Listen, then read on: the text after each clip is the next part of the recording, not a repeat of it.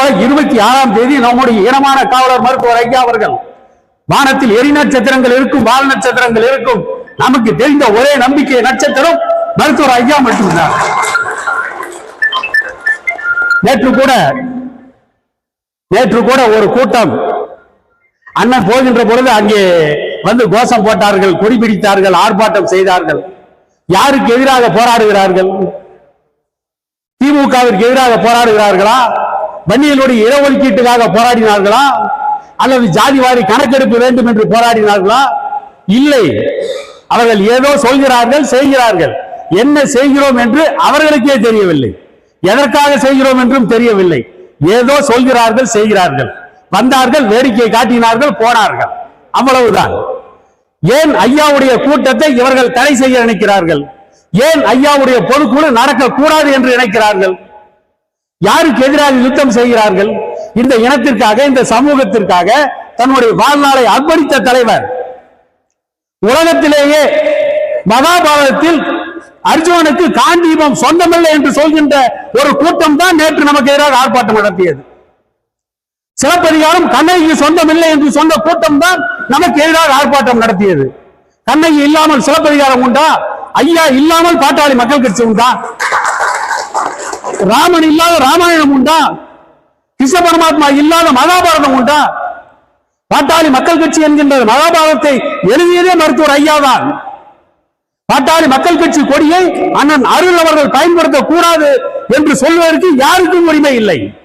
ஏனென்றால் 1991 96 வரை ஈழ தமிழர் பிரச்சனை தலைவிரித்தாடுகிறது. அன்றைக்கு கோட்டையிலே கொட்டமடித்த கோணல் புத்திக்காரி ஜெயலலிதா ஈழ தமிழர்களுக்காக யார் பேசினாலும் அவர்களை சிறையில் அடைத்தார். அன்றைக்கு மறுமலர்ச்சி திராவிட முன்னேற்ற கழகத்தின் பொதுச் செயலாளர் வைகோ 1.5 ஆண்டுகள் தடா சட்டத்திலே ஜெயலலிதா சிறையில் அடைத்து வைத்திருந்தார். ஈழ தமிழர்களுக்கு ஆதரவாக யார் பேசினாலும் கைது செய்யப்படுவார்கள் என்ற நிலைமையில் இங்கே அடி ஹாக்கி விளையாட வருகிறது. அன்றைக்கு மருத்துவர் ஐயா யாரை கூப்பிட்டார் தெரியுமா? அண்ணன் அருள் அவர்களையும் இன்னொரு இளைஞர் அணி பொறுப்பாளர் அறிவுச்செல்வன் அவர்களையும் அழைத்து இலங்கை அணி ஸ்டேடியத்திற்குள் வருகின்ற பொழுது அவர்களுக்கு கருப்பு கொடி காட்ட வேண்டும். அத்தனை அரசியல் கட்சிகளும் தமிழ்நாட்டிலே தயங்கி நிற்கிறது. அத்தனை அரசியல் கட்சிகளும் ஜெயலலிதாவிற்கு பணிந்து நிற்கிறது, பயந்து நிற்கிறது. ஐயா ஆணையிட்டார் அருள் அவர்களுக்கும் அறிவுச்செல்வன் அவர்களுக்கும். அண்ணன் அருள் அவர்களும் அறிவுச்செல்வன் அவர்களும் அந்த மைதானத்திற்குள் செல்கின்ற பொழுது மிகப்பெரிய கட்டுப்பாடு, காவல்துறை அனைவரையும் சோதனை செய்து உள்ளே அனுப்புகிறது. இவரோடு சென்ற ஒரு 10-15 பேர் அனைவரும் அவருடைய உள்ளாடையில் கருப்பு கொடியை மறைத்து எடுத்து சென்று அந்த மைதானத்தில் இருந்தார்கள். இலங்கை அணி உள்ளே வந்த பொழுது இலங்கை அணிக்கு இந்தியாவில் தமிழகத்தில் கருப்பு கொடி காட்டிய 2 பேர் அருள் அவர்களும் அறிவுச்செல்வன் அவர்களும். இந்த வரலாறு தெரியாத பூம்பட்டைகள் நேற்று இவர்களுக்கு பாட்டாளி மக்கள் கட்சி கொடியை பயன்படுத்தக் கூடாது என்று சொன்னார்கள். அதற்கு பிறகு அண்ணன் அருள் அவர்கள் அவர்களோடு இருந்து போராடிய இன்னும் பலரையும் அறிவுச்செல்வன் அவர்களையும் காவல்துறை கைது செய்து சிறைச்சாலைகளை அடக்குமுறையை பிரயோகித்தார்கள். இன்றைக்கு தொழிற்சங்க தலைவராக இருக்கின்ற அண்ணன் ராம முத்துக்குமார் அவர்களும் தகவல் தெரிந்து உடனடியாக காவல் நிலையத்திற்கு செல்கிறார். காவல் நிலையத்திற்கு சென்று ராம முத்துக்குமார் சொல்கிறார், எங்கள் ஐயா தோட்டத்தில் இருந்து திண்டிவனத்திலிருந்து புறப்பட்டு விட்டார், நீங்கள் அவர்களை விடுதலை செய்யவில்லை என்றால் இங்கே எங்கள் ஐயா தலைமையில் ஒரு மிகப்பெரிய மறியல் போராட்டம் நடக்கும் என்று எச்சரித்ததற்கு பிறகு அண்ணன் அருள் அவர்கள் மீதும் அறிவுச்செல்வன் அவர்கள் மீதும் எந்த வழக்கும் போடாமல் காவல்துறை விடுவித்தது. அதற்கு பிறகு அண்ணன் அருள் அறிவுச்செல்வன் போராடியவர்களை தைலாபுரம் தோட்டத்திலே ஒரு நாள் ஐயா வைத்திருந்து அடுத்த நாள் இவர்களுக்கு விருந்து படைத்து இவர்களை சட்டையை கழட்ட சொல்லி இவர்களுக்கு முதுகிலே இருந்த அந்த கண்ணி போன காயத்திற்கு ஐயா தடவி கொடுத்து மருத்துவம் செய்த தாய் உள்ளம் படைத்தவர் மருத்துவர் ஐயா என்பதால் அவருக்கு விசுவாசமாக இருக்க வேண்டும் என்பதால் பாட்டாளி மக்கள் கட்சியில் ஐயாவின் பின்னால் இருக்கிறார். அதுதான் இன்றைக்கு இருக்கின்ற உண்மை. இந்த வரலாறு தெரியாமல், பாட்டாளி மக்கள் கட்சியுடைய கொடியின் தாற்பயம் தெரியாமல், ஐயாவின் வரலாறு தெரியாமல், ஐயாவின் போராட்டம் தெரியாமல், ஐயா எதற்காக போராடினார், ஏன் போராடினார், யாருக்காக போராடினார் என்ற எந்த வரலாறும் தெரியாத நிர்மூலர்கள் கூட்டத்திற்கு நமக்கு எதிராக ஆர்ப்பாட்டம் செய்வதற்கு எந்த தகுதியும் யோகியதையும் அருகதையும் இல்லை. உங்களால் முடியும், நீங்கள் நினைத்தால் சாதிக்க முடியும். இங்கே இளமையும் அனுபவமும் போட்டி போட்டுக் கொண்டிருக்கிறது. இங்கே இருக்கின்ற அண்ணன் அருள் போன்றவர்கள், சதாசிவ போன்றவர்கள், அண்ணன் ராஜேந்திரனை போன்றவர்கள், அண்ணன் மாரப்பனை போன்றவர்கள், செந்திலை போன்றவர்கள், தேர்தல் காலத்தில் தேர்தலின் போக்கையே மாற்றக்கூடிய வல்லமையும் ஆற்றலும் அரசியலும் அவர்களுக்கு இருக்கிறது. அப்படிப்பட்டவர்கள் தான் ஐயோவோடு இருக்கிறோம். தேர்தல் நேரத்திலே என்ன கிடைக்கும் என்று நினைப்பவர்கள் தான் அங்கே இருக்கிறார்கள். அவர்கள் தான் ஆர்ப்பாட்டம் செய்கிறார்கள். உதாரணத்திற்கு அமெரிக்காவிலே தமிழ் சங்க நிகழ்ச்சியிலே பேசுவதற்கு வக்கீல் பாலுவும் இன்னும் சிலரும் போனார்கள். அவர்களுக்கு ஐந்தொகை தெரியுமா, நெடுந்தொகை தெரியுமா, குறுந்தொகை தெரியுமா, கலித்தொகை தெரியுமா? எதுவுமே தெரியாது. பெருந்தொகை மட்டும்தான் தெரியும். அவர்கள் தமிழ் சங்கத்திலே போய் என்ன பேசி சாதிக்க போகிறார்கள்? நான் பலமுறை சொல்லியிருக்கிறேன், வக்கீல் பாலு ஒரு வாய்தா வக்கீல், வாதாடியதே இல்லை என்ற வக்கீல். அவர்கள் தான் ஒரு பிம்பத்தை கட்டமைத்துக் கொண்டிருக்கிறார்கள். நாமும் ஏதோ ஐயாவோடு இருந்தோம், அவர் ஐயாவோடு இருந்தால் ஐயா சமூக நீதி பேரவை தலைவராக அறிவித்து விட்டார் என்று நினைத்து அவரை சட்ட வல்லுநர் என்று ஒரு போலிக்கு நாமும் மகரம் சூட்டி அழகு பார்த்தோம். ஒரு பொய்யை மெய்யாக நாமும் பேசினோம். சட்டமன்றத்திற்கு வெளியே வந்து பேச தெரியாத 3 சட்டமன்ற உறுப்பினர்கள் நாங்கள் தான் பாட்டாளி மக்கள் கட்சி சட்டமன்ற குழு தலைவர் என்கிறார்கள்.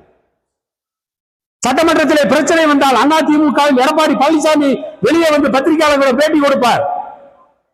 ஸ்டாலின் அவர்கள் சட்டை கிழித்துக் கொண்டு சட்டமன்றத்திலிருந்து வெளியே வந்த பொழுது ஸ்டாலின் பேசினார், உடன் துரைமுருகன் பேசினார். அன்றைக்கு சட்டமன்றத்திற்கு கருப்பு சட்டை போட்டு போனார்கள், சட்டமன்றத்திற்கு வெளியே ஆர்ப்பாட்டம் நடத்தினார்கள். எதற்கு? அண்ணன் அருள் அவர்களை கொறடாவில் இருந்து நீக்க வேண்டும், தலைவர் ஜி கே மணி அவர்களை சட்டமன்ற குழு தலைவர் பதவியிலிருந்து நீக்க வேண்டும். வெளியே வந்து யார் பேட்டி கொடுக்கணும்? அந்த 3 சட்டமன்ற உறுப்பினர்கள் யாராவது பேட்டி கொடுக்கணும். அவங்களுக்கு பேச தெரியல, பேச முடியல, அல்லது பேசுவதற்கு வழி இல்லை, வாய்ப்பு இல்லை, வக்கில்லை. கடைசியா வக்கீல் பாலு வந்து பேசுறார். உலகத்திலே சட்டமன்றத்துக்கு எதிரில் பேட்டி கொடுக்கறதுக்கு ஒரு வாய்தா வக்கீல வச்சு பேசின கூட்டம் தான் நமக்கு எதிராக போறாங்க. நீங்கள் நினைத்தால் 26ஆம் தேதி அந்த திருமண மண்டபத்தில் ஒரு மிகப்பெரிய கூட்டத்தை கூட்ட முடியும். ஏனென்றால் சென்றேன், கண்டேன், வென்றேன் என்று வரலாறு படைத்த ஜூலியஸ் சீசருடைய ரோமாபுரி செனட் சபையில், ரோமாபுரி பிரபுக்கள் சபையில் சீசரோ முழக்கமிட்டார், all roads reach to Rome. அனைத்து பாதைகளும், உலகத்தின் அனைத்து பாதைகளும் ரோமாபுரியை நோக்கியே செல்கின்றன என்று சொன்னான். நீங்கள் நினைத்தால் அன்றைக்கு ஐயா கலந்து கொள்கின்ற பொதுக்குழுவிற்கு சேலத்தின் அனைத்து பாதைகளும் செல்கின்றது என்கின்ற வகையில் உங்களால் வரலாறு படைக்க முடியும். உங்களால் முடியாது என்றால் வேறு யாரால் முடியும்? உங்களால் முடியாது என்றால் வேறு யாராலும் முடியாது. அதே அந்த கூட்டம் நம்மோடு இருந்தார்கள் என்பதால் நேற்று பொறுமையாக வந்தோம். மாட்டார் வந்திருந்தால் அன்றைக்கு என்ன கதையாகி இருக்கும், என்ன நடந்திருக்கும் என்று கொஞ்சமாவது அவர்கள் சிந்தித்து பார்த்திருக்க வேண்டும். ஆனால் ஏதோ அவர்கள் வாடகைக்காக கூவிக்கொண்டு இருக்கிறார்கள் என்றுதான் சொல்ல வேண்டி இருக்கிறது. உங்களால் நிச்சயமாக ஒரு மிகப்பெரிய கூட்டத்தை கூட்ட முடியும். மருத்துவர் ஐயாவின் பின்னால் என்றைக்கும் இந்த வன்னியர் சமுதாயமும், பிற்படுத்தப்பட்ட சமுதாயமும், ஒடுக்கப்பட்ட சமுதாயமும் இருக்கும்.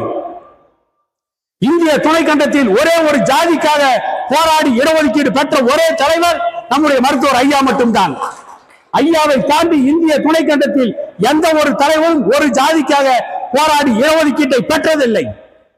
தனக்கு மட்டுமல்ல, தன்னுடைய ஜாதியின் பெயரால் சங்கம் ஆரம்பித்து தன்னுடைய ஜாதிக்காரர்களை வைத்து போராடி மற்ற ஜாதிக்கும் சேர்த்து இடஒதுக்கீடு வாங்கி கொடுத்த சமத்துவ தலைவர் காரல் மார்க்சுக்கு பிறகு நான் மருத்துவர் ஐயாவை தான் பார்க்கிறேன்.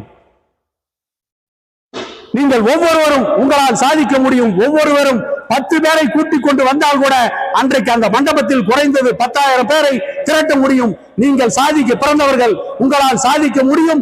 நீங்கள் வெற்றிக்கு பிறந்தவர்கள், உங்களால் வெற்றி பெற முடியும். ஐயாவுடைய கூட்டத்தை சிறப்பாக நடத்துவோம் என கூறிக்கொண்டு உங்கள் அனைவரையும் கேட்டுக்கொண்டு எனக்கு வாய்ப்பு கொடுத்த அனைவருக்கும் நன்றி கூறி விடைபெறுகிறேன்.